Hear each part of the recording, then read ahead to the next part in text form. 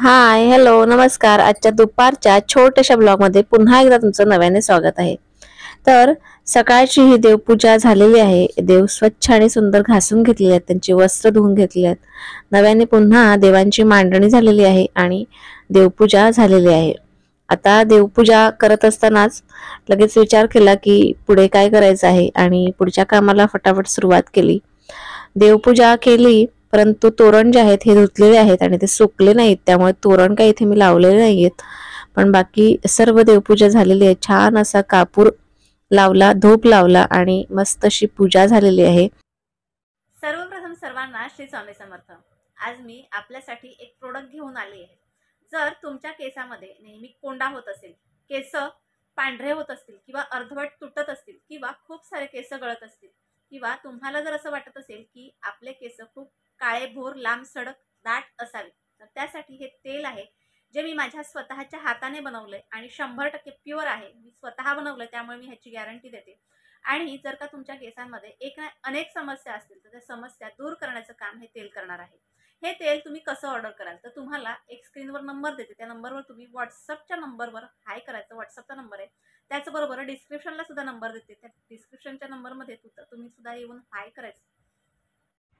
होळीचा दिवस आहे आणि मी अशा होळीच्या दिवशी किंवा अक्षय तृतीया, गुढीपाडवा ह्या दिवशी मी पुरणपोळ्यांची भरपूर ऑर्डर घेते आणि ऑर्डरच्या पुरणपोळ्या बनवायला सुरुवात केली. हा 20चा बंच आहे. कुणाच्या 20 होत्या तर कुणाच्या 30 होत्या. अशा पद्धतीने ह्या पुरणपोळ्या बनवून थंड करून फटाफट पॅकिंग करून द्यायच्या होत्या, त्यामुळे हे काम माझं चालू होतं. आणि पुढे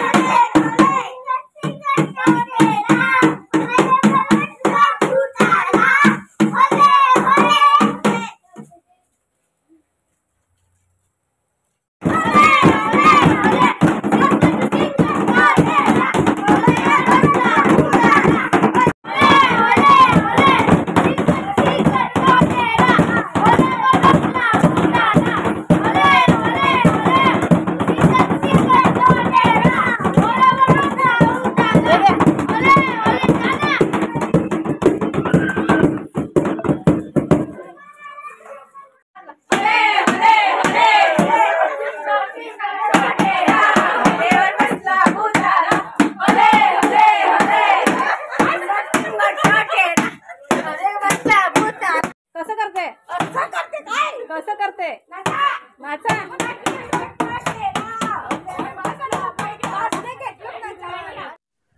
दुपारची वेळ होती आणि दुपारच्या वेळेला काहीतरी नाश्ता पाहिजे, त्यामुळे हे मक्के आणले होते बाजारातून. 50 रुपयाचे 3 असे मक्के आणले होते आणि हे मक्के आता भाजण्यासाठी कोळसेही नाही आणि चूलही नाही, कुणाकडे जायचं भाजायला. त्यामुळे आता भाजणं बंद केलं आणि खूप सारे व्हिडिओ येतात की गॅसवर काहीही भाजायचं नाही, त्यामुळे उकडले मीठ घालून आणि छानपैकी हे उकडून ओम आणि मी आम्ही दोघेही खायला बसलो होतो.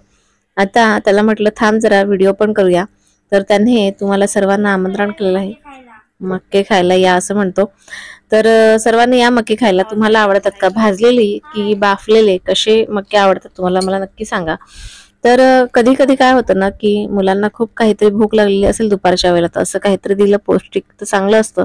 बाहेरचे पॅकेट्स किंवा बिस्किट्स आहारात तितकेही चांगले नसतात, त्यामुळे कधीही लहान मुलांना ह्या अशा काही गोष्टी दिल्या तर आपल्यालाही तितकंच, आपण स्वतःही खाऊ शकतो आणि मुलंही खातात. आता खूप वर्षातून मी हा लालपरीचा प्रवास केलेला होता आणि थोडंसं शूट केलेलं होतं. एका ठिकाणी गेली होती मी आणि आई, आणि तिथून मी थोडासा शूट करून तो भाग तुम्हाला दाखवते.